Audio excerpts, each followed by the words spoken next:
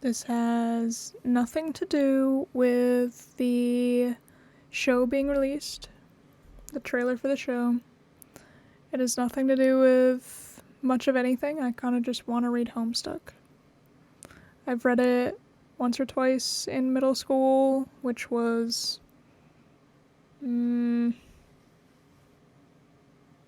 this ended in 2016, I think it was probably around 2016, because I remember the last couple bits coming out as I was like reading the beginning, so around 2016 or 2017 is when I first found Homestuck, and I just want to read it again. It's not deep. It's not deep. So, yeah. This is, well, I'll just read it. A young man stands in his bedroom. It just so happens that today, the 13th of April, 2009, is this young man's birthday. Though it was 13 years ago he was given life, it is only today he will be given a name. What will the name of this young man be? Zoosmell Poop Lord. Yeah. That's not right. It's actually John Egbert. This is John Egbert. And we're going to examine his room. Your name is John. As was previously mentioned, it is your birthday. A number of cakes are scattered around your room. You have a variety of interests. You have a passion for really terrible movies. You like to program computers, that you're not very good at it. You have a fondness for paranormal lore, and you are an inspiring amateur magician. You also like to play games sometimes. What will you do? The prompt says, quickly retrieve arms from drawer. In your arms are in your magic chest, Poop Lord. So you have to remove the cake from the magic chest. Out of sympathy for John's perceived lack of arms, you pick up the cake for him and put it on his bed. I don't know if that's a good spot. But you must quickly retrieve arms from magic chest. There they are. And you retrieve your fake arms from the chest. You use these for hilarious antics. You captcha-log them in your Silodex. You have no idea what that actually means, though. There are other items in the chest. So let's examine contents of the chest. In here you keep an array of humorous and mystical artifacts, each one a devastating weapon in the hands of a skilled magician or cunning prankster. You are neither of these things. Among the artifacts are 2 fake arms currently captcha-logged in your Silodex, 1 pair of trick handcuffs, 1 stunt sword, 1 magician's hat, 1 pair of beaglepuss glasses, several smoke pellets, several blood capsules, and 1 copy of Colonel Sassacre's daunting text of magical frivolity and practical japery, and 1 copy of Harry Anderson's Wise Guy by Mike Cavaney. Okay, some of this stuff may come in handy at some point. For now, you decide to just take some smoke pellets. So we're going to captcha-log the smoke pellets. You stole the smoke pellets on one of your captcha-log cards in your Silodex. You still aren't totally sure what that means, but you're starting to get the hang of the vernacular, at least. You have 2 empty captcha-log cards remaining. So we're going to equip the fake arms. You aren't totally sure if equip is a verb copacetic with the abstract behavioral medium in which you dwell, but you give it a try anyway. Unfortunately, you cannot access the fake arms. Their card is underneath the one you just used to captcha-log the smoke pellets. You will have to use the pellets first in order to access the arms, but this is probably unadvisable since you just make your room lousy with smoke. Your Silodex's fetch modus is currently dictated by the logic of a stack data structure. You are never all that great with data structures, and you find the concept puzzling and mildly irritating. But with any hope, perhaps you will advance new, more practical fetch modi for your Silodex with a little more experience. So going forward, we're going to examine the Problem Sleuth poster, which I can't even see in this picture. Oh, it's over there. Is it even possible to get any more hard-boiled than that? You really doubt it. This poster is one of your wisest purchases, and it's a link, I presume, to purchasing the poster for yourself, which I doubt works. I can open it, but... Oh. It does work. Okay. So I can buy this poster for $14, and I assume, because this was made in 2009, that the poster did not actually cost that much at the time. However, there's a nice spot on the wall next to it. You've been meaning to hang another poster there soon. So we're going to read the note on the drawer. This note is rich with aromas of fatherly aftershaves and colognes. Besides the note is a rolled-up poster. And the note says, "Happy birthday, son. I'm so proud of you." So we're going to take the poster. Another birthday artifact. You wonder what is printed on the poster. You'll need some way to hang it on your wall. Acquire the hammer and nails. They'll come in handy. You first place the hammer into your Siladex, but now all of your captcha log cards are full. You wonder what will happen if you try to take the nails. I guess it doesn't hurt to try. Yeah, it doesn't hurt to try. Let's take the nails. Oh, you captcha log 4 nails into the top card and push all the artifacts down a card. The fake arms are pushed entirely out of the deck. Oh well, they're probably completely useless anyway, but you probably don't want to do that again unless you want to drop the smoke pellets and suffer the consequences. In any case, you now feel like you've gathered enough things to get down to business and do some really important stuff. And the next thing you will do will probably be exceptionally meaningful. So we're going to squawk like an imbecile and shit on my desk. This is the dumbest idea you've had in weeks. Stupid, stupid, stupid. And yet, the polished surface of your desk, it beckons. No. We're going to combine the nails and the hammer. You merge the top 2 cards. The hammer and nails are now captcha logged on the same card and can be used together. Okay, let's use the hammer and nails on the poster. You use the hammer and nails card in conjunction with the card beneath it. Nail the poster to the wall. You use the hammer and nails and poster on the blank space on the wall. It's glorious. Exactly what you wanted. The old man really came through this time. We're going to examine the Con Air poster. Are these all just links? Put the bunny... I know this is like a quote, but... Oh, it's a video? Is it an actual scene from the movie? I actually didn't know it. I didn't know it did that. That's funny. So it's just a scene from this movie. Examine Deep Impact poster. Morgan Freeman's genteel, homespun mannerisms were perfect qualities for a president residing over a crisis. Oceans rise, cities fall, hope survives. Wow. Films about impending apocalypse Films about impending apocalypse fascinate you. Plus, a black president? Now you've seen everything. Obama was the president in 2008. So this is funny. Examine the calendar. You've marked your birthday, the 13th of April. Another day you marked was supposed to be the arrival date of your highly touted Spurb beta launch. What's this do?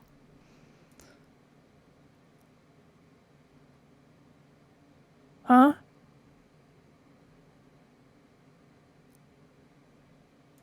Wait, what? Beta launch? I've never opened this before. Let me finish this. It's been 3 days already. It's starting to become a sore subject with you. Wait, what? I've read through the whole thing, but I don't remember this at all. Spurb beta launch was the 10th, so today, a young man stands in his bedroom. It just so happens that today, the 10th of April, is this young man's birthday. Though it was 10 years ago he was given life, it's today he will be given a name. What will the name of this young man be?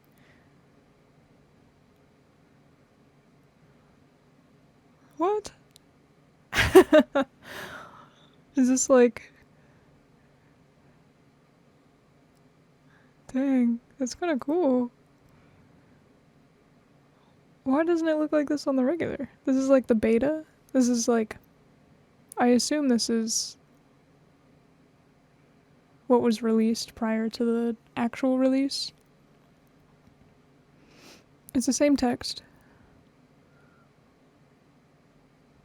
And that's the same text. The icon is not visible or tangible entity. Characters in the game cannot interact with it, you blubbering imbecile. Remove the cake from that. Out of sympathy for John's perceived lack of orange, you pick up the cake for him and put it on his bed. So it's not like animated the same. It's just like sketched out instead of... Yeah, thanks for playing the Homestuck beta. State release is now available for you to play. Okay, let's click that. I didn't know this existed at all, so that's pretty cool. And it's a couple pages before the actual release. Okay, that's cool. Anyway, it's the 13th. His birthday's the 13th and not the 10th. But the beta came out on the 10th. For Smurb. But we're gonna eat the cake. You are sick to death of cake. You've been eating it all day, and you have no intention of clogging your Siladex with it either. The cake stays put for now. You hear a notice from your computer. Someone is messaging you. Examine the incoming message. Oh, rad. We got Ghostbusters, and some guy, and Pezzer Chum, and a cake, and a cake, and... And it's 4:13 p.m. Sweet. You pull up to your computer. This is where you spend most of your time. You decorated your desktop with some rather handsome wallpaper, which you made yourself. You're really proud of it. Yeah, it's pretty good. I like this guy here on the right. It's good wallpaper. Your desktop is also littered with various programming project files. You are so bad at programming, sometimes you wonder why you even bother with it. Your Pester Chum application is flashing. Someone is trying to get in touch with you. So we're going to open Pester Chum. Only one of your chums is logged in. He sent you a message. And we're ectobiologist and turn tech godhead has messaged us. But we're also friends with tentacle therapist and garden gnostic. Funny.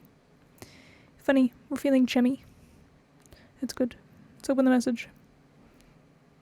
Oh, and we're going to show the pester log. Turntech Godhead, TG, began pestering ectobiologist, EB, at 4:13. Hey, so what sort of insane loot did you rake in today? I got a little Monsters poster. It's so awesome. I'm going to watch it again today. The apple juice scene was so funny. Aw, hell, that is such a coincidence. I just found an unopened container of apple juice in my closet. It is like fucking Christmas up in here. Okay, that's fine. But I just have one question and then a word of caution. Have you ever seen a movie called Little Monsters starring Howie Mandel and Fred Savage? But the seal on the bottle is unbroken. Are you suggesting someone put piss in my apple juice at the factory? All I'm saying is, don't you think Monster Howie Mandel has the power to do something as simple as reseal a bottle? Try using your brain, numbnuts. Why did the fat kid, or whoever drank it, know what piss tasted like? I mean, his reaction was nigh instantaneous. It was the 15th day in a row Howie Mandel peed in his juice. Okay, I can accept that. Monster B-list celebrity douchebags are cunning and persistent pranksters. Also, Fred Savage has a really punchable face. But who cares about this? Let's stop talking about it. Did you get the beta yet? No. Did you? Man, I got 2 copies already. But I don't care. I'm not going to play it or anything. The game sounds boring. Did you see how I got slammed in Game Bro? Game Bro is a joke and we both know it. Yeah. Why don't you go check your mail? Maybe it's there now. Alright. So we're going to look out the window. You see the view of your yard from your window. Hanging from the tree is your tire swing. In a kid's yard, a tree without a tire swing is like a proper gentleman without a monocle. That is to say, he can hardly be considered a terribly proper gentleman at all. And there beside your driveway is the mailbox. Examine the mailbox. Oh, I'm so happy. The little red arm swingy dealy thing, or whatever it's called, is flipped up. What the hell is that thing called anyway? You do not have time for these semantics. The red flippy lever thing means you have new mail, and that means a beta might be here. Go outside and check the mailbox. You are about to hurry down the stairs when you hear a car pull into the driveway. It looks like your dad has returned from the grocery store. Oh great. He's beating you to the mail. Forget it. We're going to check the mail letter. If you go downstairs to get it, he will likely monopolize hours of your time. You decide to chill out up here for a while until the dust settles. Sometimes you feel like you're trapped in this room, stuck, if you will, in in a sense which possibly borders on the titular. And now your chum is pestering you again. The clockwork of friendship turns ceaselessly, operating the swing-levered dealies of harassment and perpetuity.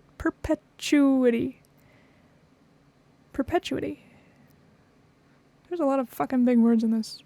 I don't know how middle school me read it. Whatever. The dude can just hold his damn horses. Let's examine the games on the CD rack. Oh, and a little animation. You put countless man-hours into this assortment of quality titles. Oh, I can click them. Or hover them. Okay, we've got Bard Quest. I think that's another one of the Microsoft Paint adventures. We've got the Caper Havers?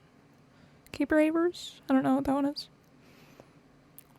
We've got Problem Sleuth. That's another MS Paint adventure. And It Don't Stop. Not sure what that is.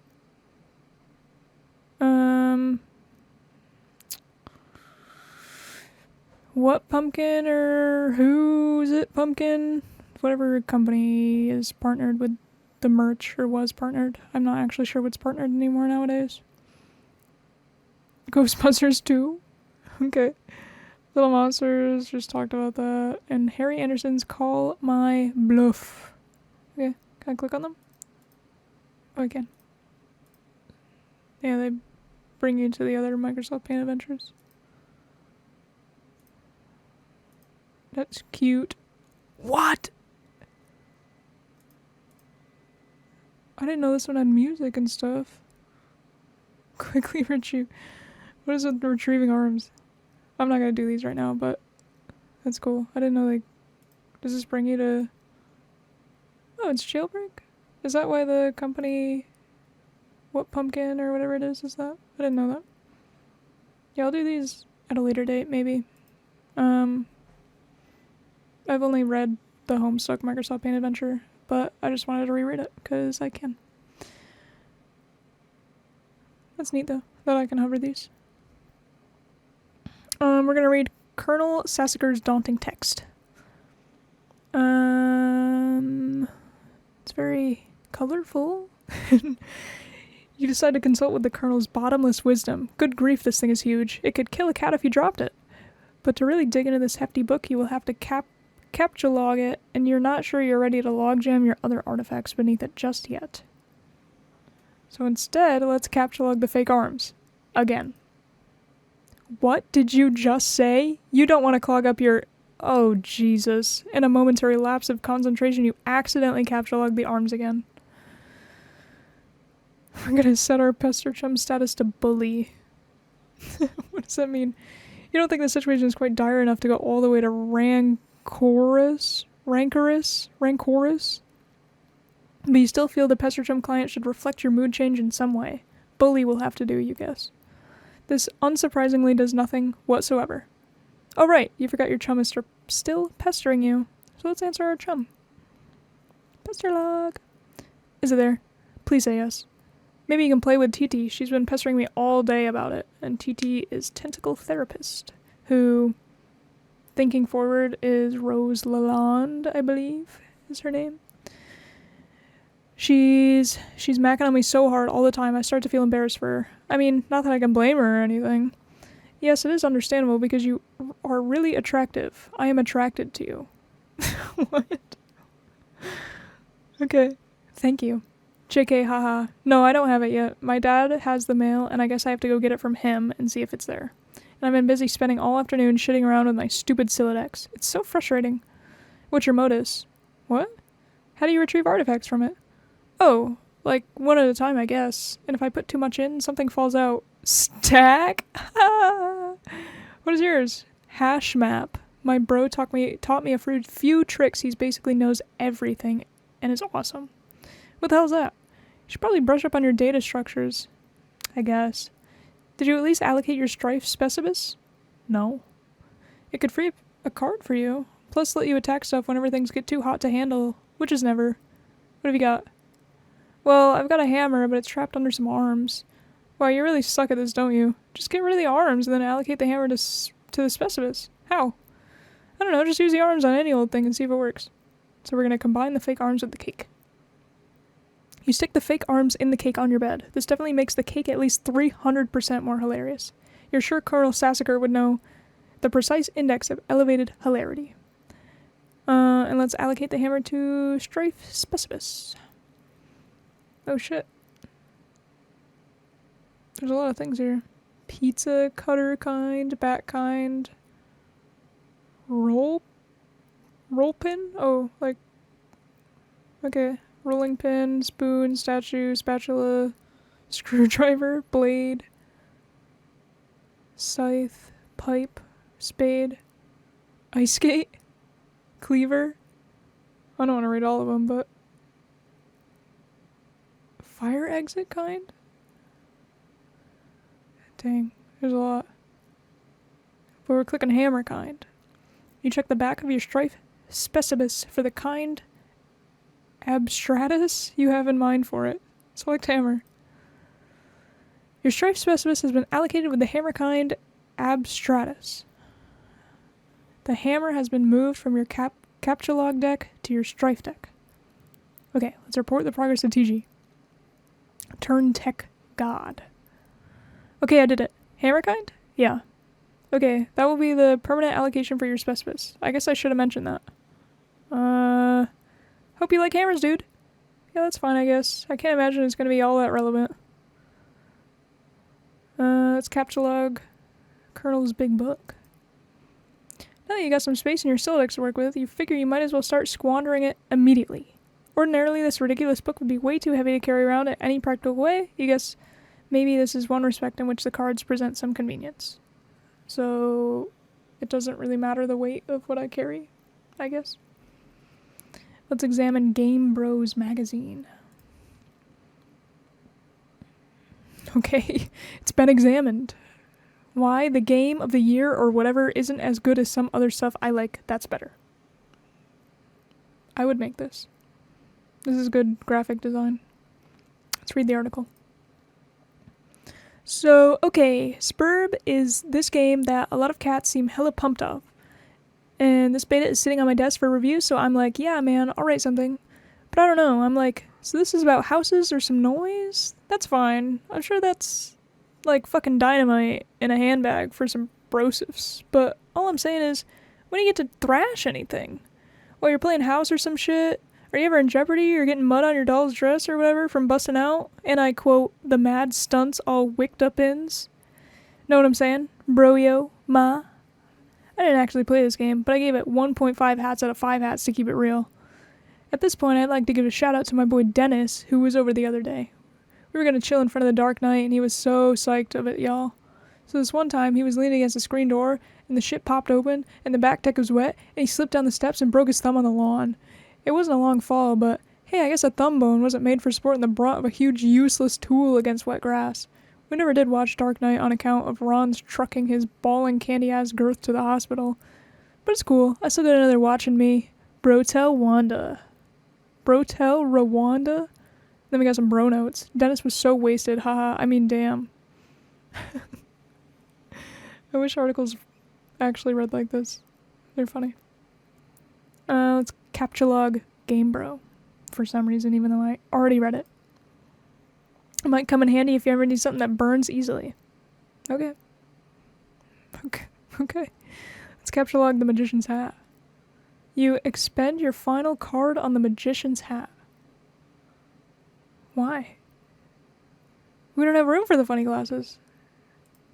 You don't have a free card in your Sylladex. However, you are able to merge the Beaglepuss with the Magician's Hat to create a clever disguise. And there's a picture here. Oh. Okay. Yeah. That is a clever disguise. And we're gonna wear the disguise to fool Dad. John? Who is this John you speak of? You are quite certain there has never been, nor ever will be. Yeah, this is a really shitty disguise. While you're wearing the items, they remain on the card, but it is temporarily removed from the deck, thus freeing up the cards beneath it. Okay. Let's leave our room. You exit into the hallway. On one wall hangs a picture of a fellow who sure knows how to have a laugh. A man after your own heart. That's the same image that we just looked at. You always thought he looked a lot like Michael Cera, but your dad swears on the many hollowed tombs of Egypt that it is not. You're not sure about that, though. On the other wall is one of your dad's stupid clowns, or harlequins, as he is so quick to correct anyone who would venture such brazen assumption. Let's go downstairs. And the fire is animated. And there's some more fucking clowns. Statues. Another cake. The accursed odor of fresh baking wafts into the newfound nostrils. Something is brewing in the kitchen. It must be the connivings of your arch nemesis Betty Crocker. Oh, it just brings you to the Wikipedia page of Betty Crocker. Okay. Betty Crocker and the rich, buttery aroma of her plot stinks to high heaven. This mission is going to be more difficult than you imagined. Let's admire the harlequins while we're here. You check out the shelves of Jesus Christ, these words suck. You check out the shelves of fanciful harlequins. Look at this fucking garbage. You hate this stuff. Funny is funny, but your dad sure can be a real cornball.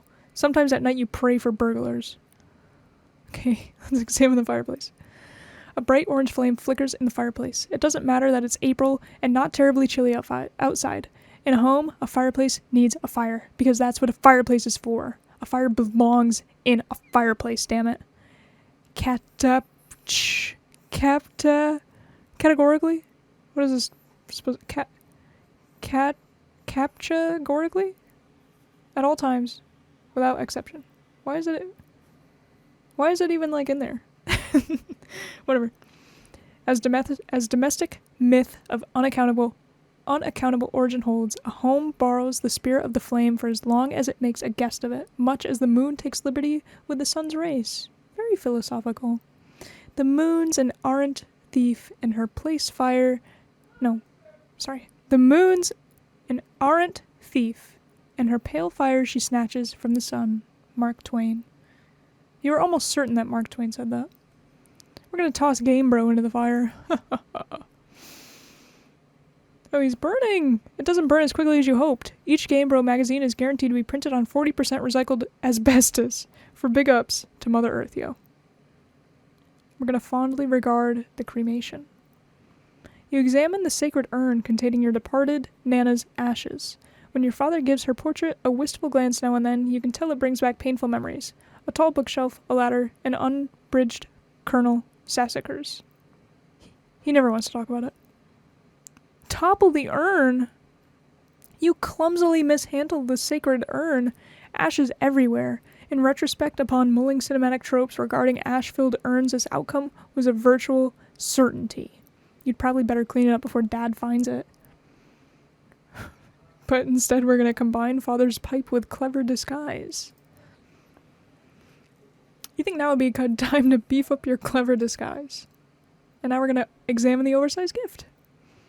It says, Champ, you can do anything if you put your mind to it. I believe in you. Contemplating what could be inside this package is sort of exciting, but it makes you a little nervous at the same time. Let's open the large present. Oh, hell no. It's a giant harlequin.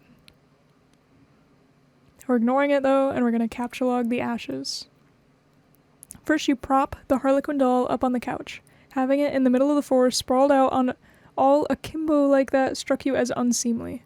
You capture log the ashes to your available card. Let's combine the ashes with the urn. You merge the sacred urn with the ashes. Most of the ashes back in the urn, but it's a total mess. Really, it probably would have been tidier if you just used a broom and dustpan. Let's put the urn back. No one will be the wiser, except maybe for people with eyes. Yeah, it looks kind of shit. Go get the fake arms again? You just got another brilliant idea for something to do with these pointless arms. You pry them out of the cake and capture-log them. Looks like Pester Chum is acting up again. We're going to examine the third and fourth walls of the room. We can only see 1 and 2. It's just more posters of movies. Okay, let's check Pester Chum. Pester Chum. Oh, we got a message from Tentacle Therapist. Another one of your chums is messaging you. Check the message. TT says, I understand you have recently come into possession of the beta release of the Game of the Year, as featured in respectable periodicals such as Game Bro magazine. That's an ugly rumor.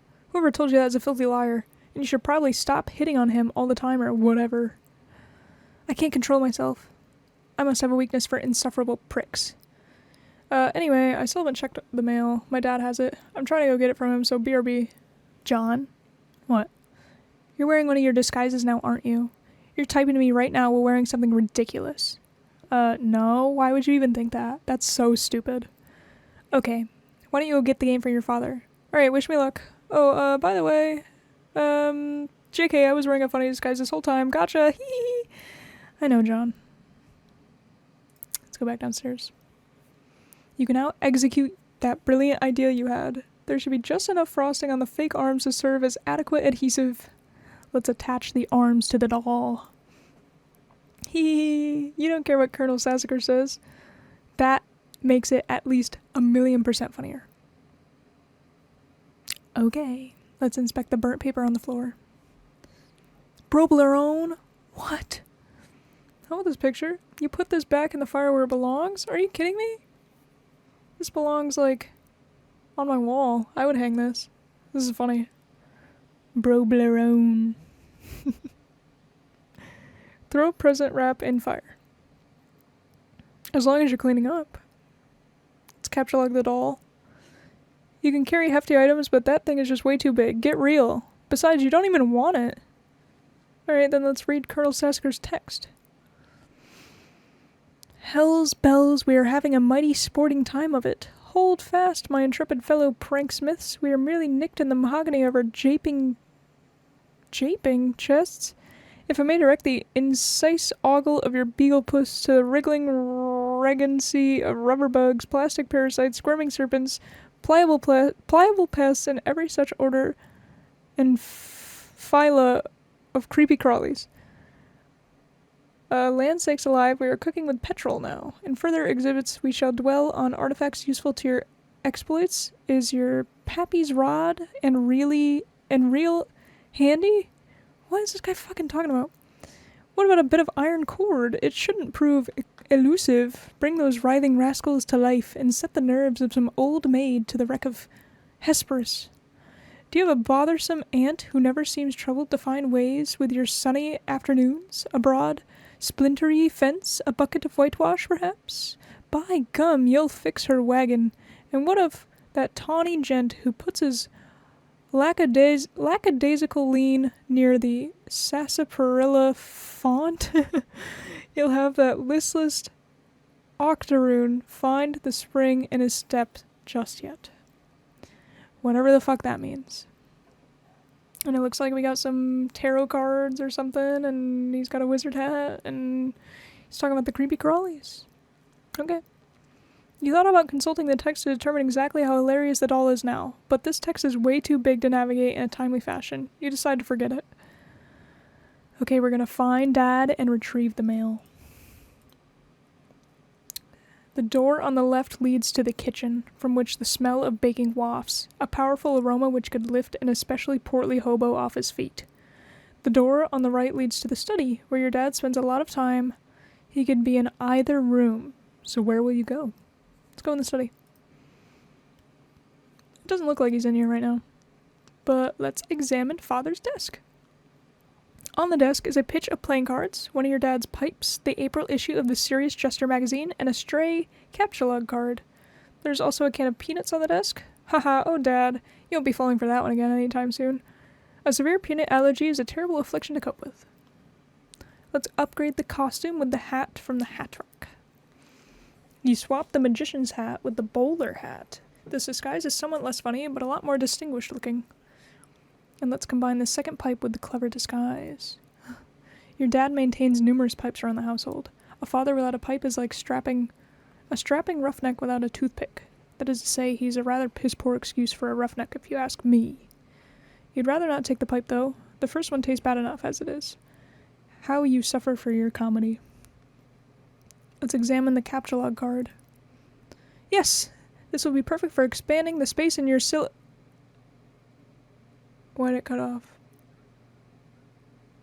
Let's capture log the capture log card.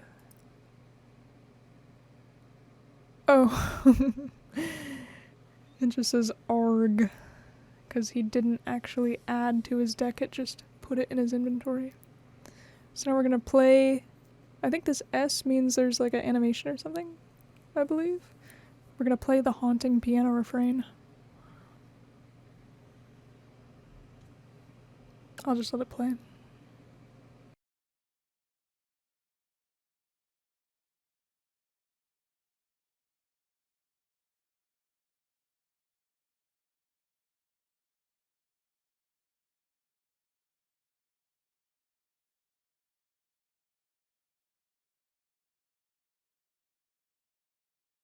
Oh, it picked up.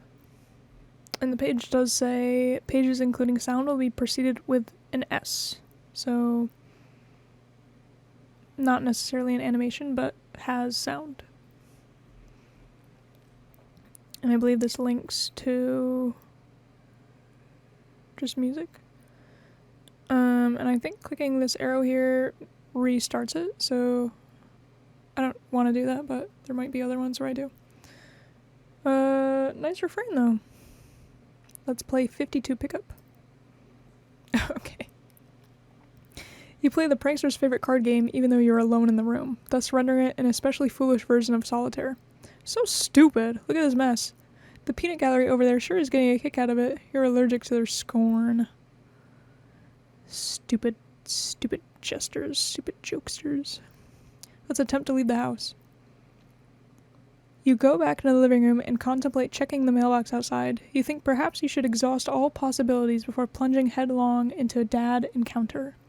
Your television is currently airing a commercial. A commercial for High C. High C Ecto Cooler. This looks made up.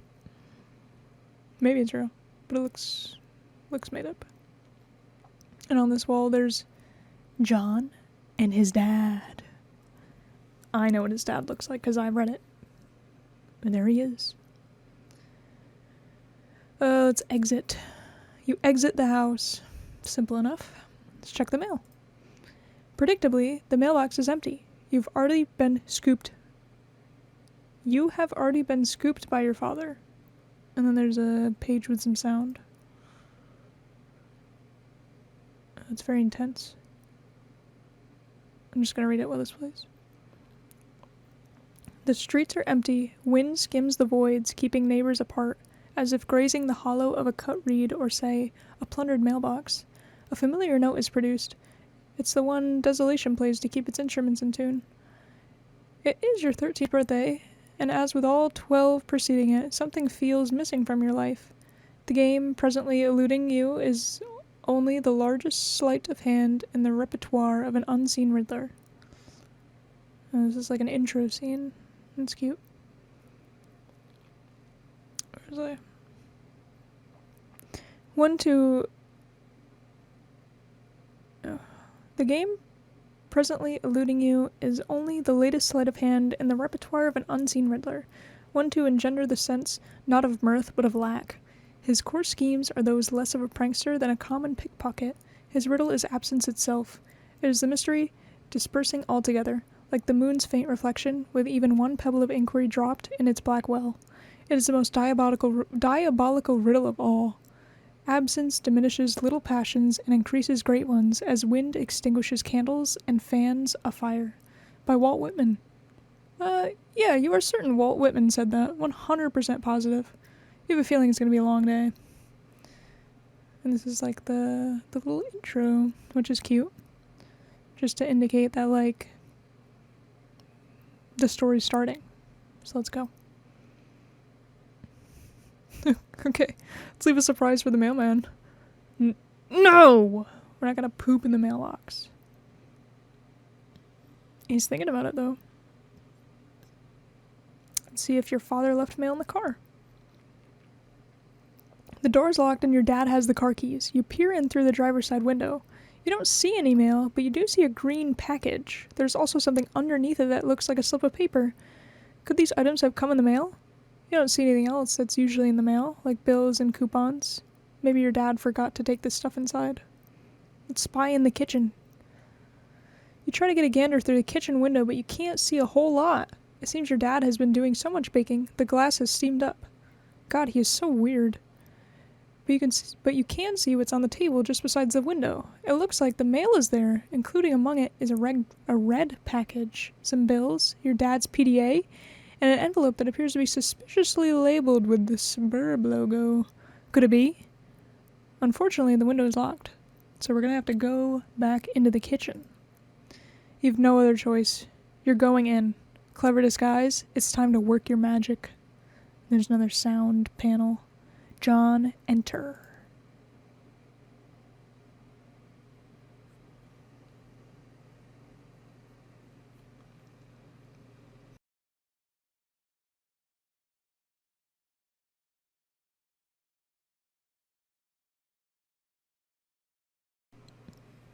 Very intimidating.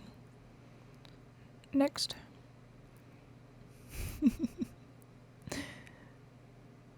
Your dad sees right through your costume. You don't know what you were even thinking with this foolish ruse. You unequip the clever disguise. Your dad wields a dreaded artifact of confection. He stands between you and the mail. There's only one way to settle this. Strife!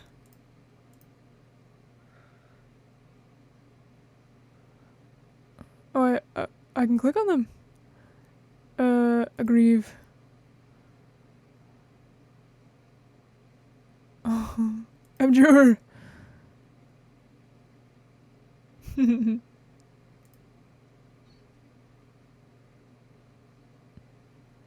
I just beat him up? I don't know if it does more than that. I can attack him, or I can resist the cake.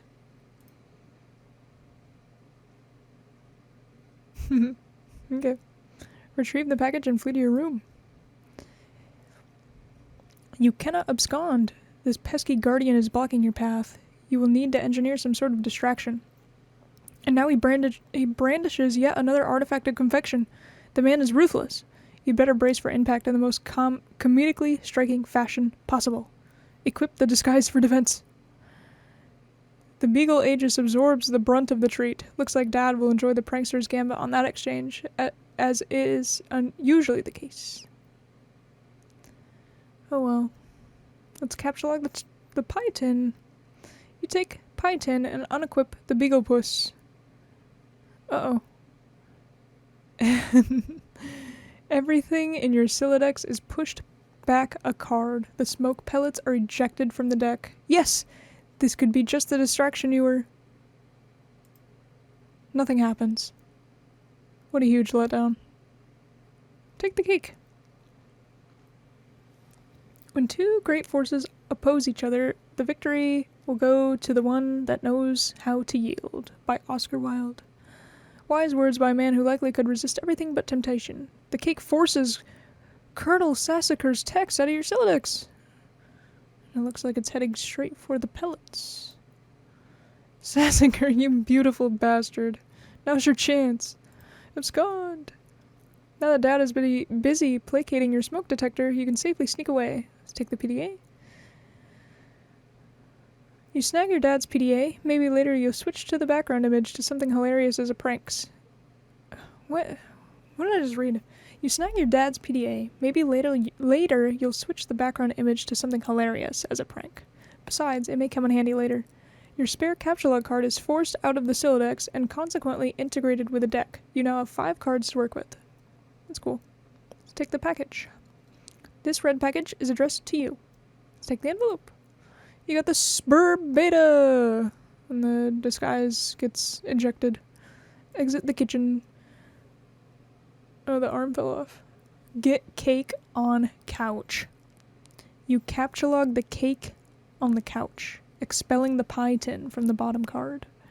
Let's combine the cakes to make a double-decker cake. You then merge the 2 cakes across all 5 cards.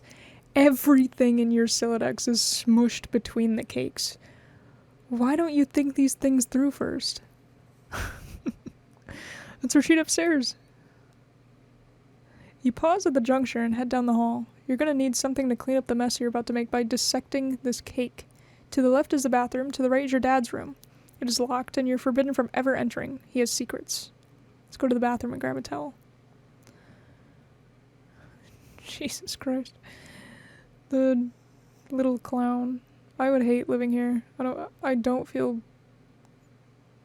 Alright, sorry, I feel bad for John. This sucks a lot. You enter the bathroom. You can see your backyard from the window. The jewel in its crown is the swing set, which has provided you with years of joy. There's also a spring-mounted pogo ride, which has been responsible for more than one painful injury, and has provided you with years of lament. On the sink is your dad's razor. On the rack to the side is a fresh towel. Remove the PDA envelope and package from the cake. Okay, there's a lot going on here. He took the razor, he took the towel, he took the stuff out. You take the razor and use it to perform surgery on the cake. You take the towel and clean off the extracted goods. Okay. Retrieve your items. The items force the manhandled cake into the toilet. And just like that, your Silodex is full again. God, this thing is annoying. Let's go to the bedroom. And we're gonna admire more posters. Let's admire the failure to launch poster. You're not usually into chick flicks, but Matthew McConaughey's cool charisma could salvage any heap of smoldering wreckage. This is your McConaughey wall, a casual shrine to an amazing actor. The film above that one is a lot better, you think. Can you see her? I want you to picture that little girl. Now imagine she's white. You got us, Matthew. Your smooth talking exposed our Latin racism. Damn, you are good. Alright, another sound thing. Check Pesterchum. It's just this noise? Okay. Oh, we've got... 2 messages. Okay. One's from Garden Gnostic. And I think that's Jade Harley? I don't remember her last name. I know it's Jade. Hi, happy birthday, John. Hello? Okay, I'll talk to you later. And she gave up after 20 minutes. Dave says, hey, Gigi is looking for you. Why are you even so popular all of a sudden? Is today some sort of special occasion or something? Did you do something to curry favor with ladies? Did you break your leg on a puppy or some shit? Dude, what are you doing? And John says, I discovered a comet that is going to destroy the Earth, and it was named after me. Now I'm famous, and everyone wants to talk to me a lot. No, stop. Just, no. Don't talk about your awful, stupid movies or make references to them. Your gross man-bro crush on Matt McConaughey is an unsavory thing to behold. He corrects his spelling. Sounds like a noise a horse would make. I.e. dumb. Equally dumb are all those pictures of that clown you've got hanging up. Those are my dad's. I was talking about Nick Cage. Oh, what? No, man, Cage is sweet. So sweet. Haha. So lame. You don't even like him, ironically, or anything. Like, this is for real, isn't it?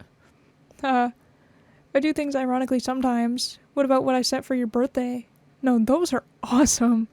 What? No, they're so stupid. Which was a joke. The ironic joke.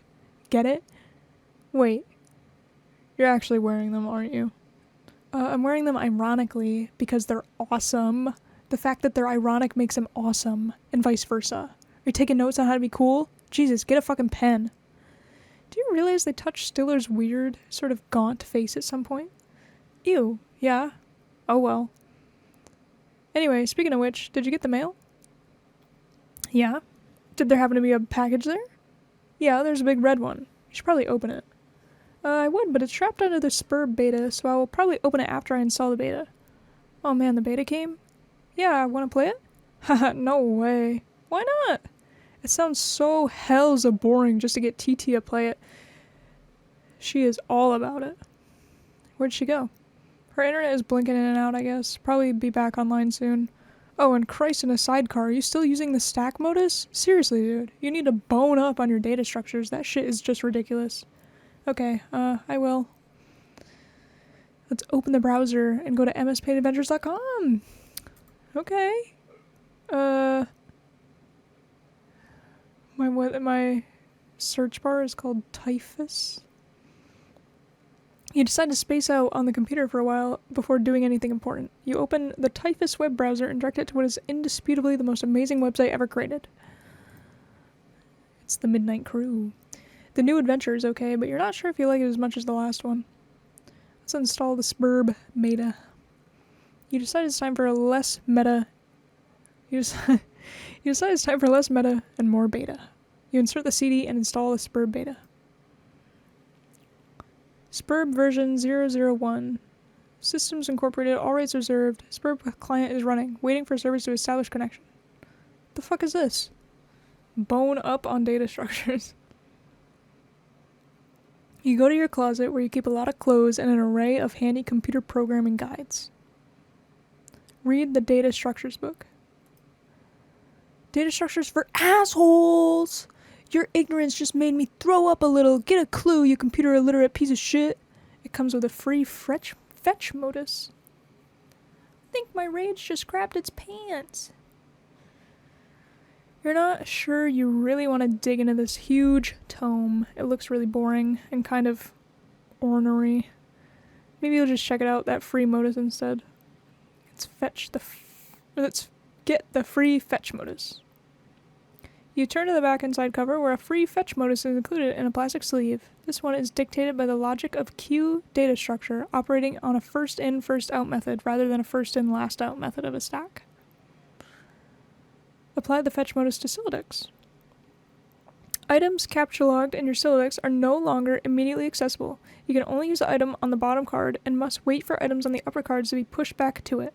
For instance, the red package is now inaccessible. You can only use the razor at the moment. This modus doesn't strike you as a significant upgrade to your previous one. In fact, it almost seems more inconvenient. You figure you might as well give it a chance, though. Let's switch back to the stack modus. You suddenly wonder if this is even possible. You don't even remember if you ever had a physical card for the stack modus. You find this all to be a little abstract and you prefer not to think about it too much. Let's put down the razor. Put it down? You're not quite sure you understand. Alright, so instead let's pick up 2 items. You capture log one of your cakes. You finally found a use for it, all these loitering pastries. Dead weight. Get the other cake. And he checks the razor and cuts off some of his hair. Oh, and it sticks right into McConaughey. The second cake causes the razor to launch out of the front of your Sylladex. Oh, good lord, that beautiful face. You wish the razor would have failed to launch. And let's get more stuff. You open your magic chest and capture log one of your favorite books of all time, Wise Guy by Mike Chavaney. Chavaney? Cavaney? Mike Cavaney? There goes the fresh towel. Might as well grab those cuffs. Oh shit. You take the trick handcuffs, expelling the PDA like a bullet. And now he's got a broken window. Oh god damn it. Anyway, let's open that package. From EB from TG. You examine the package. It's from one of your internet chums. It's bound in packing tape, though. You'll need something sharp to open it. Ah, of course, the razor. It's all so simple. You wonder why you didn't get the razor. Ponks him. Pick up the package again. And expels the cake. Let's take this from the top. Let's capture log the glass shards. Yeah, that's a good idea. You take 3 glass shards in quick succession and duck for cover. Your Sylladex rains devastation on your room from above. And now that your cards are packed with glass, you probably don't want to do that again anytime soon. You should probably go get that stuff before you forget. Cuffs from the tree, a book, the PDA, a cake. Use the razor on the red package. You open the package. There's something suspicious inside. Something suspiciously dirty and smelly. It is a stuffed bunny, much like the one held hostage briefly by Malkovich The virus, while taunting hard-look protagonist Cameron Poe, and strikingly similar to one scooped up from the spot of a burning Vegas strip by Cage's Poe and offered to his daughter, a gesture symbolic of a tattered exterior surrounding a heart of gold. Poe wasn't much to look at, but he was a good man. But no, it is not merely like that bunny. According to this note of authenticity, it is that very same bunny. This is so awesome. Here's a picture. Let's check the status of Spur Beta. It looks like your computer's trying to get your attention. So let's look at the monitor. Client has established connection with the host. Press enter when ready. Check the Pester Chum window. TT began pestering Evie at 5:08, and it's currently 5:10. It looks like he managed to retrieve the beta. Excellent. I'm gonna try to connect. Whoa, okay, I just got the most awesome present. The rabbit? So sweet! I've heard tales of this wretched creature often. Its Homeric legend is practically ensconced in the fold of my personal mythology by now. What? Why don't we focus on the matter at hand? Oh, the game. Okay. I don't really know how this works. What am I even looking at here? You are running the client application. I am running the server, so I am the host user. I have established a connection with you. This is sufficient for us to play the game. Oh, okay then. Why don't we get started? So I'm gonna press enter. Loading bar. There's a little sound clip.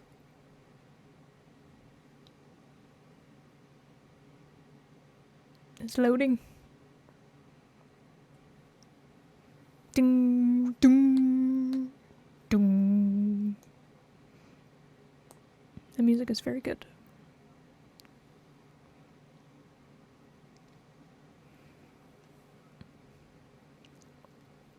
I would trip out if this happened to me.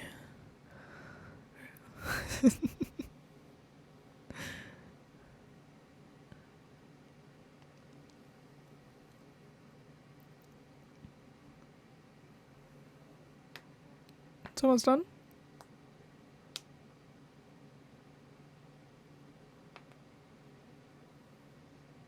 Oh, suburb. Okay. Mouse over the interface buttons.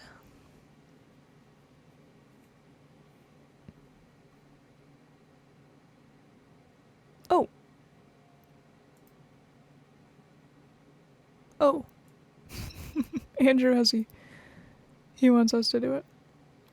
There's a select button, a revise button, a deploy button, a Fernalia registry button, grist cache, explore anthenium, and alchemy exorcist.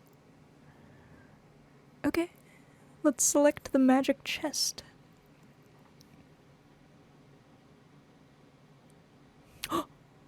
Zoom out! What do you mean zoom out? Look!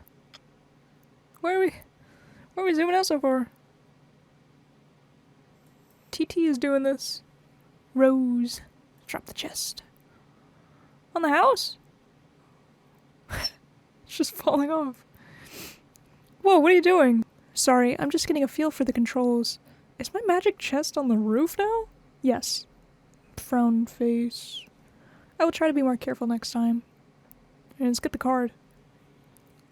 Sweet! Oh, what? You find your missing stack fetch modus, and quickly reapply it to your Sylladex. You can now opt for either the stack or queue modus at any time. You toggle between your fetch mode with gleeful abandon. You're so happy.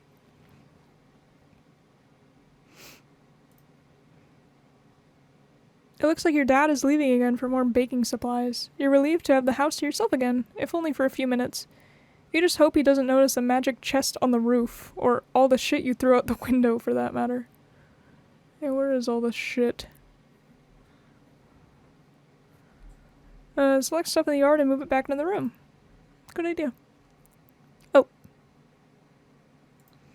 Hey, do you think you could do me a favor? Can you grab all that stuff outside my broken window and bring it in for me? I'll give it a shot. Thanks. No luck. It appears to be out of range. I'm guessing it's too far away from you. The player. Super frown face. Let's select John. You cannot select a player. John abjures the meddlesome cursor. Let's select Bunny. And put the bunny back in the box. Why'd we do that? Oh, he smile. He smile. Let's revise the room. Revise the room? What are we doing? What? That's funny. Let's open Vernalia registry. We're just testing all the features. Let's deploy the totem lathe.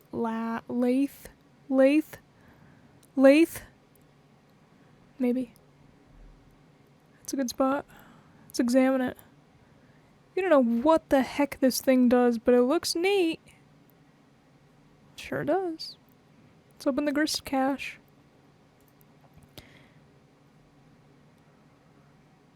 Okay. There's a bunch of currency.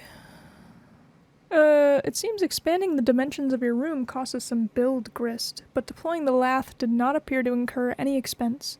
It looks like certain objects are freebies, probably to help you set up the game. Wow, okay. What do they do? I think it's up to you to find out. All I can do is drop stuff in your house and move it around, apparently. But how do I move stuff around? It sounds fun. I don't think you can as the client. You will need to install the server application. You should have received both in separate envelopes. I am running both on my computer right now. What? Did you get another envelope in the mail? No. Once you install, the server will establish a connection. I'm sure you'll be able to manipulate my environment in the same manner. Are you sure you didn't get it? Oh man, I think I might know where it is. His dad drove away. Now that your room is bigger, why don't you move to the far corner? It will extend the range of the cursor, and I can reach the items, which you threw out the window for some reason. Good idea! What have you been doing in here all afternoon anyway? I was fussing with my... I'm not gonna say that word. 2009 is a different time frame. I'm not gonna say that word though. I was fussing with my R-word Sylladex. But I think I have it under control now. What modus do you use? I like to use trees. Oh no, that sounds so awkward. It's not exceptionally practical, but I think they're elegant. Let's stand in the corner. Oh, she's getting the things. Let's deploy the Cruxtruder.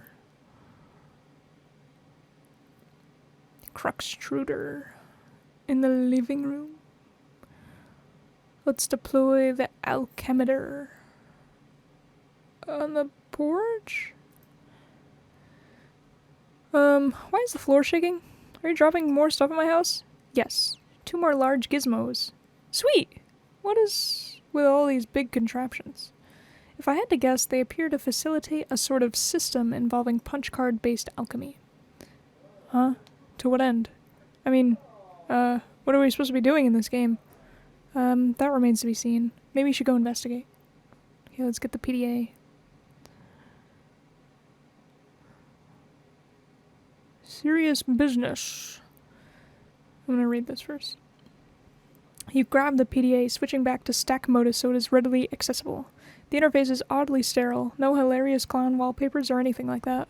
Oops, you mean Harlequin. The serious business application is open. It seems your dad uses it to keep tabs on various acquaintances. His fellow street performers, maybe? You guess the performing arts must be pretty serious business after all. It says, decided to return home for fresh tie. Soiled tie will be laundered immediately upon return. Use ballpoint pen to roll up a tip of cloth. Extract pen. Press rolled cloth against ceramic surface. Restroom sink. In future, consider repositioning hat, look, and or coffee pot. Photographic documentation of incident. Was posturing unevenly to reach for hat on wall hook. Tip of tie slipped in open mouth of pot. Duration of dunk approximately 3 seconds.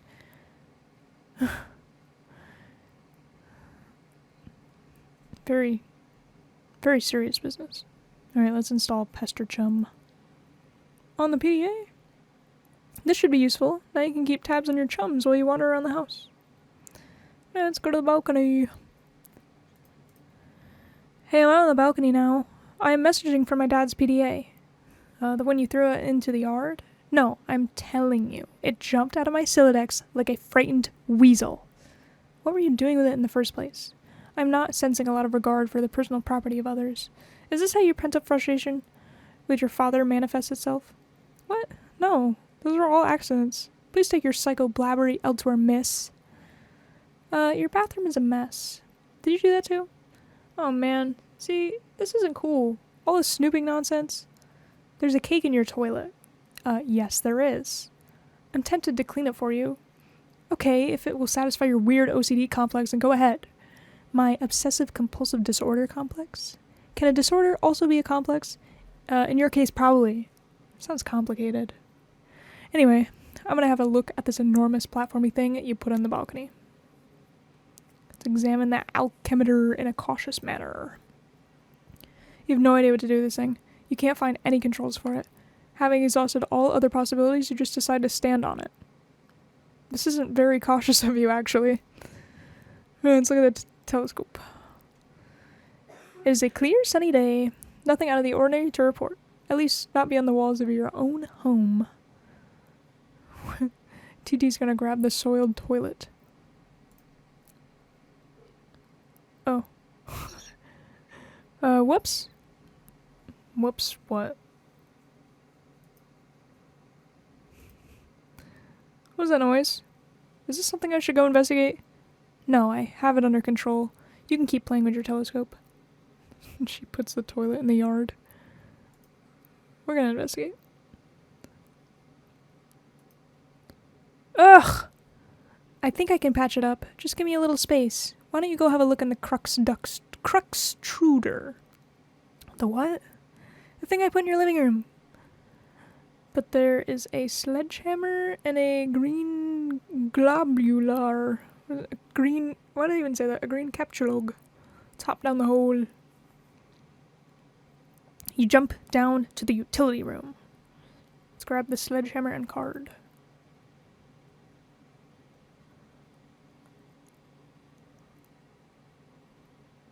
Oh, sorry.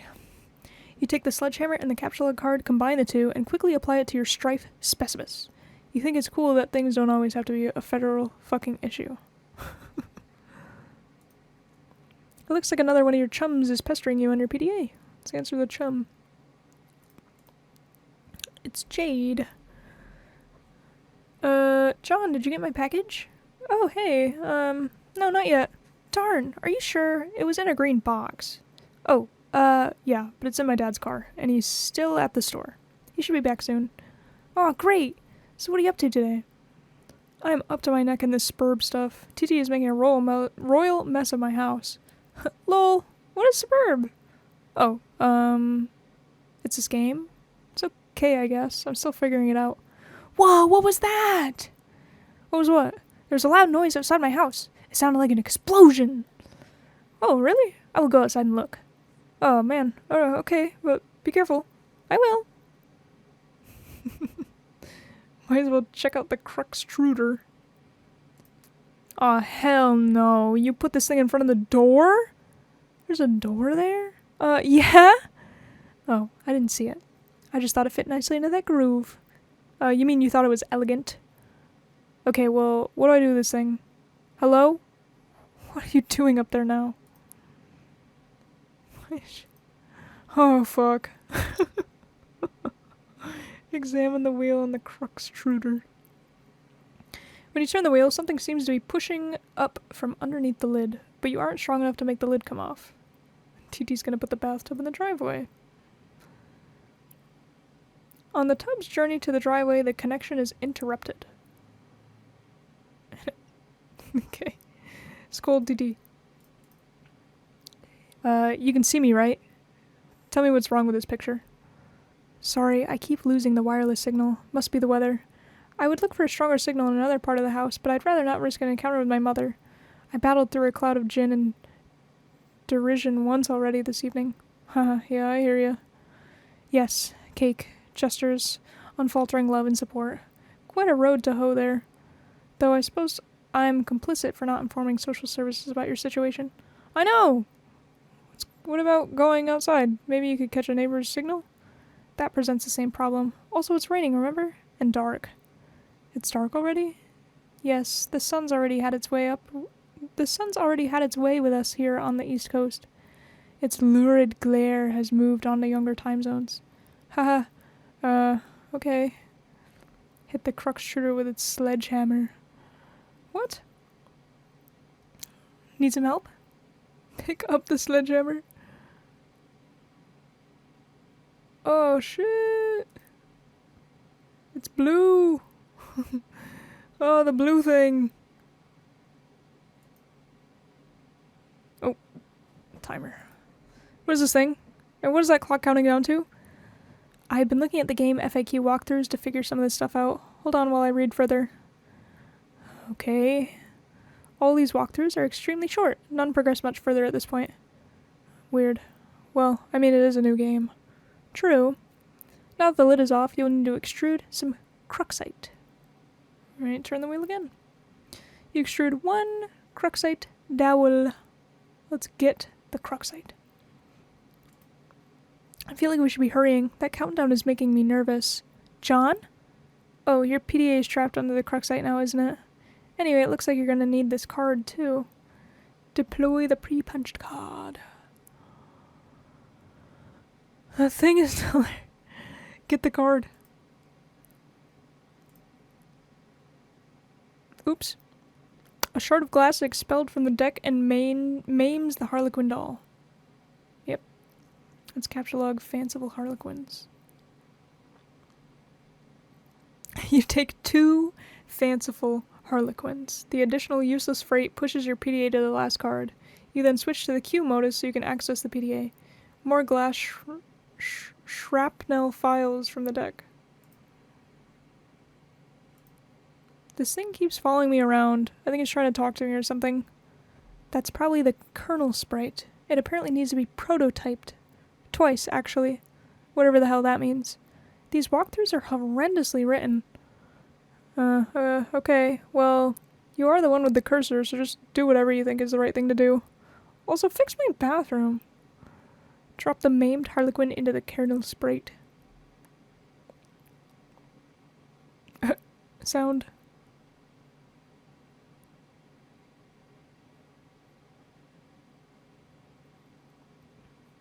The kernel sprite has been prototyped with the Harlequin doll.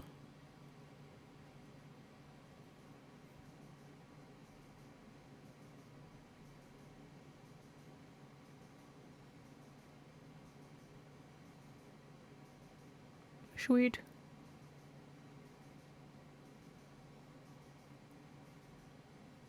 I also just realized I don't think the sound is playing. Which sucks. Let me fix it. Okay.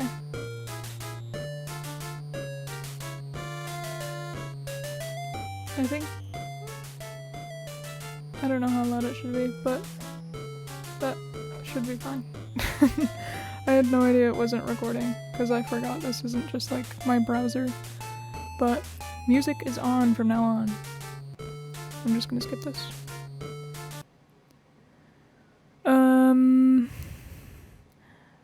It's talking.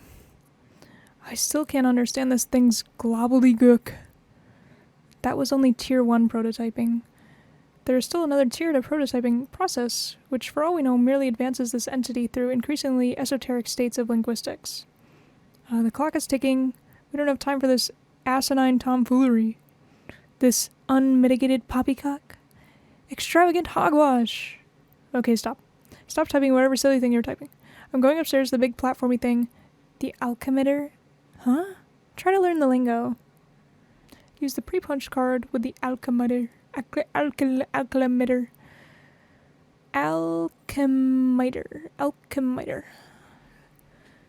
Yeah.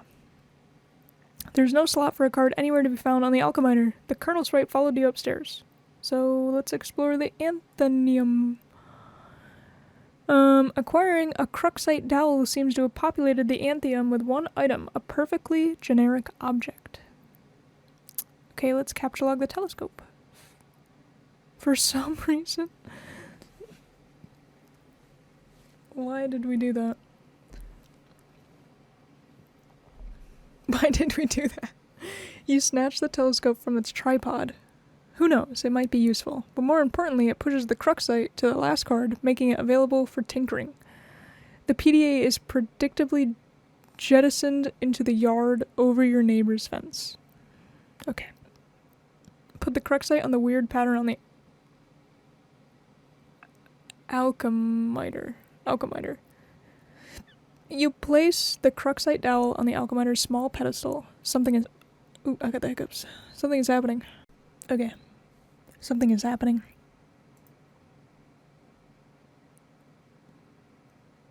Laser cutter!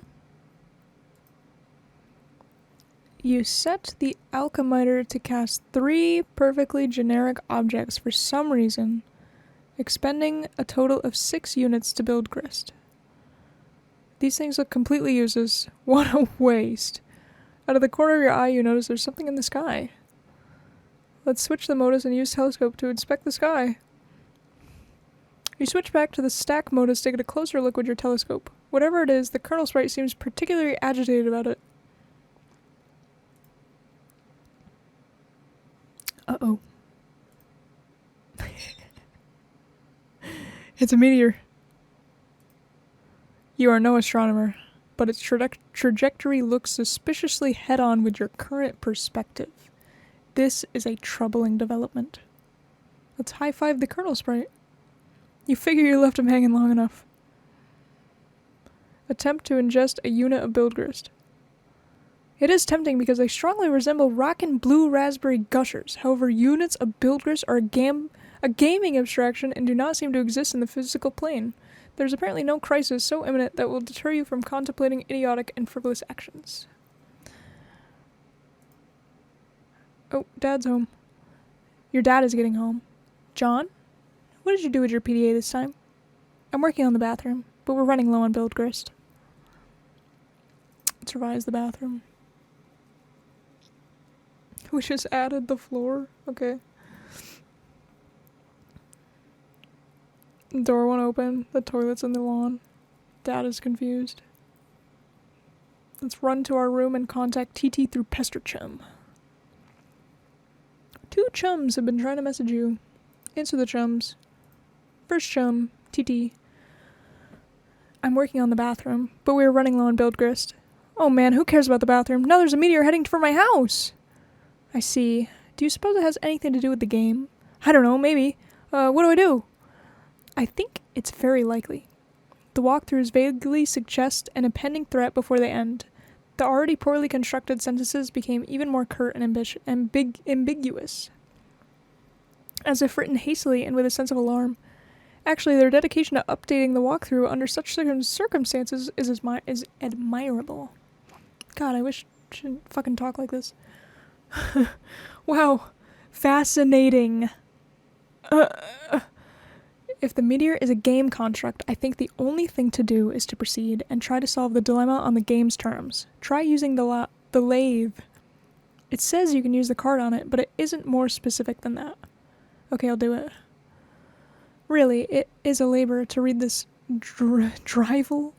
If I read any more, my brains will need to be spoon-fed from a jar, while it blows spit bubbles in a high chair. I think I will write my own walkthrough. That is, after we make sure you don't die. And turn tech godhead begin pestering ectobiologist. At 5:34. I guess that's right. Yo, I heard you got the box. I hope you appreciate my heroic fatherly perseverance in getting it to you. In my rough and tumble, dirty, wife-beatery sort of way. I also hope you appreciate how many no-talent douches had their mitts on that bunny before you. It's like a grubby baton in some huge douchebag marathon. Hey, where are you? Oh man, the bunny was awesome, but I don't have time to talk. I'm playing Spurb, and it's kind of a nightmare. TD is breaking everything in my house. Dude, I told you to steer clear of that game. And for that matter, you should probably wash your hands of flighty broads and their snarky horseshit altogether. And now there's a meteor coming. I'm not even joking about that. It's like a big asteroid or comet or something in the sky heading right for my house. Oh man. How big is it? I don't know. Big, I guess. I gotta go. We'll talk later if I'm still alive and the Earth isn't blown up. Like the size of Texas or just Rhode Island. They've always thrown around these geographical comparisons to give us a sense of scale, like it really means anything to us. But it's like it doesn't matter. It's always just like, wow, that's pretty fucking big.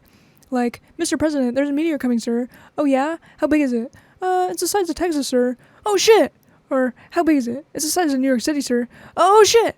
Sir, I'm afraid the comet is the size of your mom's dick. Oh snap! Sir, are you familiar with Jupiter? You mean like the planet? Yeah. Well, it's that big, sir. That sounds pretty big. I have a question. Is it Jupiter? Yes, sir. Earth is literally under siege by planet fucking Jupiter. Oh shit! Anyway, later. I like the way Dave types a lot. John, use the pre-punched card on the totem lathe. You slip the pre-punched card into an open slot on the totem lathe. Above, the tool arm deploys a configuration of chisels. Now you just need something to lathe. Take Cruxite to the totem lathe. Cursing your lack of foresight, you return to the balcony for the Cruxite dowel you left on the pedestal. You navigate the hallway leery of your dad, who is presently puzzling over the new fixture in his hallway.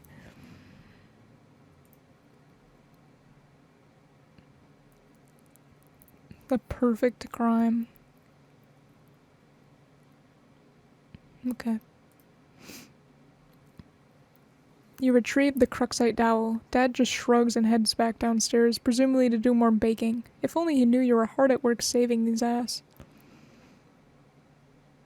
Let's use the Cruxite dowel on the totem lathe. You clamp the Cruxite in the lathe. Let's activate it. The lathe carves one totem. You take the totem. Alright, I used the lathe to make this blue shapy thing. Now I guess I take it back to Alchemixer again? Hello? TT is no longer connected.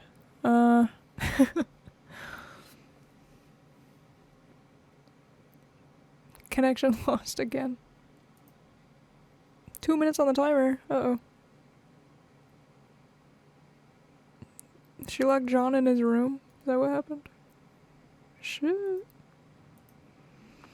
Oh, now we're at TT. A young lady stands in her bedroom.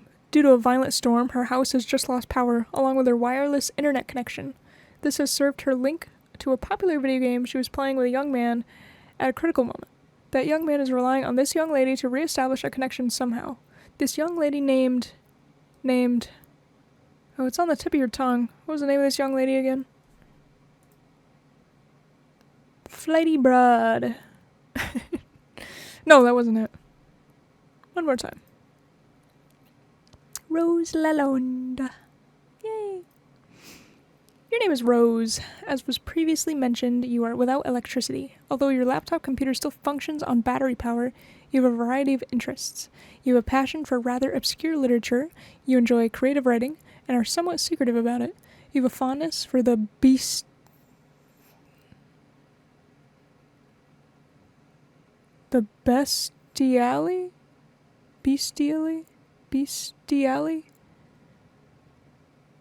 You have a fondness for the bestially, strange, and fictitious, and sometimes dabble in psychoanalysis. You've also liked to knit, and your room is a bit of a mess. And on occasion, if just the right one strikes your fancy, you like to play video games with your friends. What will you do?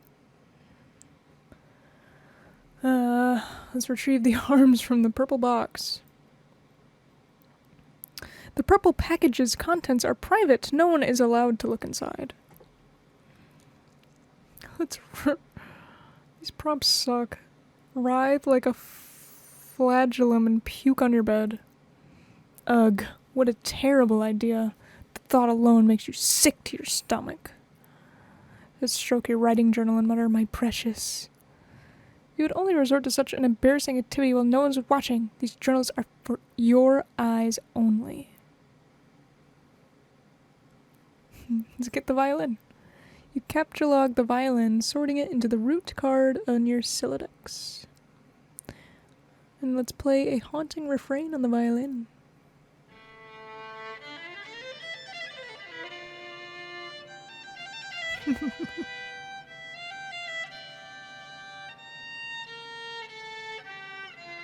You waste approximately 40 seconds playing the violin while your friend is in peril. Nice time management skills there, sweetheart.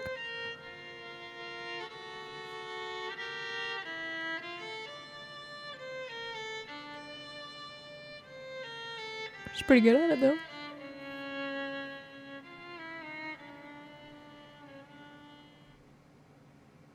Now we gotta tell Liv Tyler you love her before impact.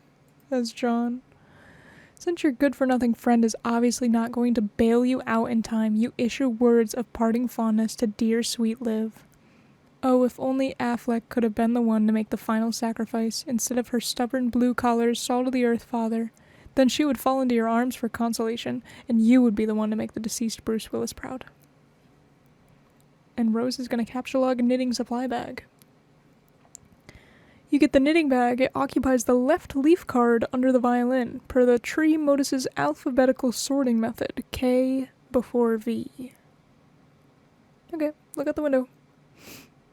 Your panoramic window offers a view of your yard below, and the mausoleum housing your dead cat, Jaspers, who died when you were young. Your mom had the structure erected with a spirit of scornful irony in response to your youthfully innocent request to hold a funeral for the animal. At least that's how you come to interpret the gesture in retrospect. You can also make out a silhouette of a laboratory next door, a facility which likely broadcasts a strong wireless internet signal. You may be able to connect to the signal from a different part of the house, perhaps if you seek higher ground. Alright, let's get the laptop. You take your laptop and prepare to make the journey through the house. L before V and L after K. True dat. This causes the tree to be unbalanced, so your Sylladex auto-balances itself. Now the laptop occupies the root card, while the other two items comprise the leaves. Okay. Examine book on desk. The book is absolutely indispensable for enthusiasts of your ilk, of which there are very few. It's grimoire for summoning the zoologically dubious. Take the book. You take the grimoire, and it sorts itself. Alright, let's explore the house. You leave your bedroom. Hanging just next to your door in the hallway is a painting of an exquisite wizard. Your mother collects these awful things ironically.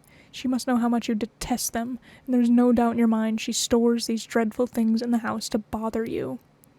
Down the hall to the right is the way to the observatory. Perhaps you will be able to connect up from up there. Your mother's room is also in that direction. You'll have to watch your step. Tiptoe to the observatory.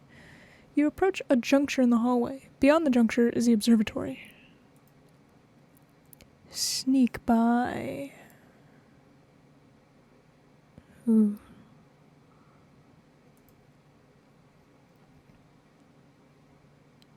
That was good. This door leads up to the observatory. You haven't ventured up there in quite some time. Alright, well, let's go through the door. The door opens to an exterior walkway leading to the observatory entrance. You've seen less inclement weather before. Oh, the things you'll do to help out a friend. Hurry to the observatory! Alright, we're here. Try to connect. You first put the laptop down on the floor to get it situated, but removing it from your root card causes all of the branches and leaves to be severed. Your items are dumped unceremoniously on the floor. See what you can observe. You're in a hurry, sure, but that doesn't mean you can't take a moment to peek through the huge telescope. You find a gap in the clouds. It seems a flurry of smaller meteoroids is streaking steadily overhead. You're not sure what this means, but it's somewhat disconcerting. Stack the laptop on Grimoire to maximize elevation. You'll need every advantage you can get. Access the laboratory Wi-Fi network. There are several signals being broadcasted from the laboratory, each of relatively decent strength. One of them is mysteriously and quite conveniently unsecured, requiring no password. You select the signal and reconnect to the game with John. Cool.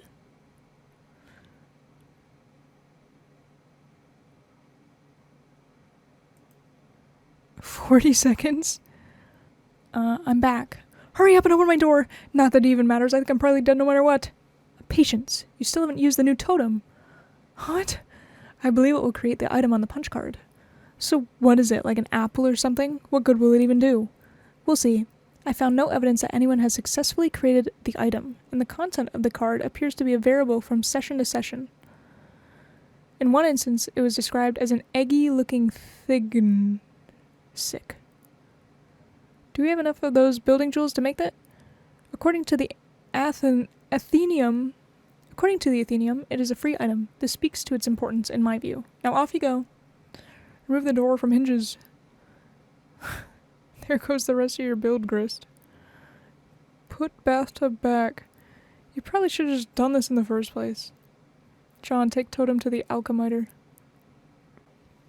Gotta get those stupid blocks out of the way first. The Colonel Sprite is getting awfully worked up about all this. Remove the box. You store the perfectly generic objects in your Fernalia registry, potentially to be deployed at a later time. John. Oh, what? It grew a tree? Okay. John, take bite of apple with some sound.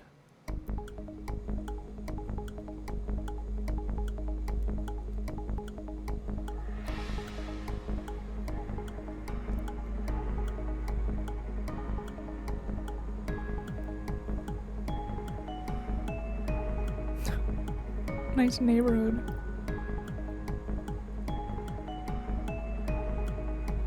Oh, it's got 10. Oh, it's counting down. 8, 7, 6. I didn't even see that.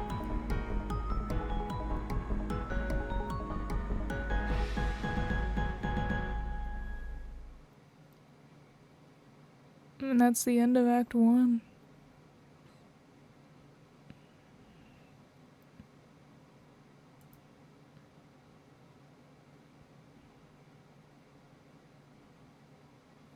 Dang. I don't remember it being that fast-paced. I mean, I know it's a long series, the Homestuck is. And I guess we're like, what, 200 pages in? I think. I should probably save this. And put it important. I might stop here. But I don't remember it being so short. I thought in Act 1 more stuff happened with